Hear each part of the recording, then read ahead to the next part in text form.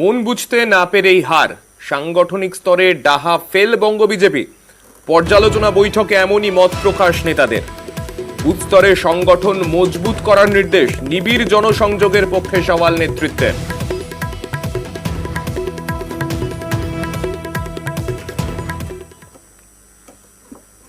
তৃণমূল না করায় বাড়িতে জলের লাইন পৌঁছয়নি, বিরোধী দল করায় ভুগতে হচ্ছে জলকষ্টে।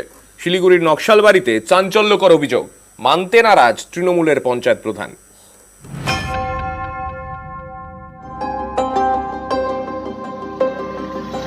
নকশালবাড়ির ছোট মনিরাম গ্রাম।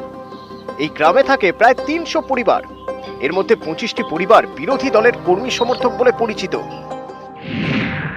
তাদের অভিযোগ, তৃণমূল না করায় তারা ব্রাত্য, পানীয় জলের প্রকল্প থেকে বঞ্চিত।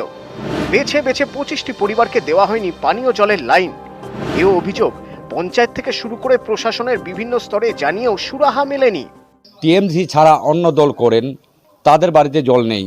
এরকমই অনেক সিপিএম করেন, কেউ কংগ্রেস করেন, তাদেরকে বেছে বেছে নলবাহিত জলের ট্যাপ দেওয়া হয়নি। আমি দুবার নিজেই বিডিও সাহেবের কাছে দেখা করেছি, কর্ণপাত করেননি। আমরা যে কংগ্রেস করি আমাদের জল দেয় নাই, নল দেয় নাই। আর যারা তৃণমূল করে ওদের আছে, আমাদের নাই। ওদের দিচ্ছে, বাইছে বাইছে দিচ্ছে। যারা কংগ্রেস করে, বিজেপি করে, সিপিএম করে, তাদের দেয় না। তা আমরা অনেক দূর থেকে জল আনি, 1 কিলোমিটার গিয়ে মেচির পাশ থেকে জল আনি। ওখান থেকে টোটো করে কোনো সময় হাতে করে জল নিয়ে আসি। ২৪ লোকসভা ভোটে এই মনিরাম বুথে তৃণমূলকে টেক্কা দিয়েছে বিজেপি। তৃণমূলের থেকে ১৬২ ভোট বেশি পেয়েছে বিজেপি। আজকে তৃণমূলেরা এরকম বিমাত্র সুলভ ব্যবহার জন্য আজকে দার্জিলিং জেলায় গত নির্বাচনে ওরা ব্যাপক হারে হেরেছে। কেন? ওরা মানে নিজেদেরটাই বোঝে, অন্যেরটা বোঝে না। আমার কাছে আজ অবধি কেউ ইন্ডিভিজুয়াল কোনো লিখিত বা কোনো কমপ্লেন আজ অবধি করেনি, আমি আপনার মাধ্যমে জানতে পারলাম। আমরা উন্নয়নটাকে সেভাবে দেখি না। আমরা প্রশাসনিক চেয়ারে আছি, আপারময় মনিরাম জনগণের জন্য আমরা কাজ করি। যে কটি পরিবার আপনাদের কাছে অভিযোগ করেছে তারাও সেই সুযোগ সুবিধার থেকে বঞ্চিত হবে না।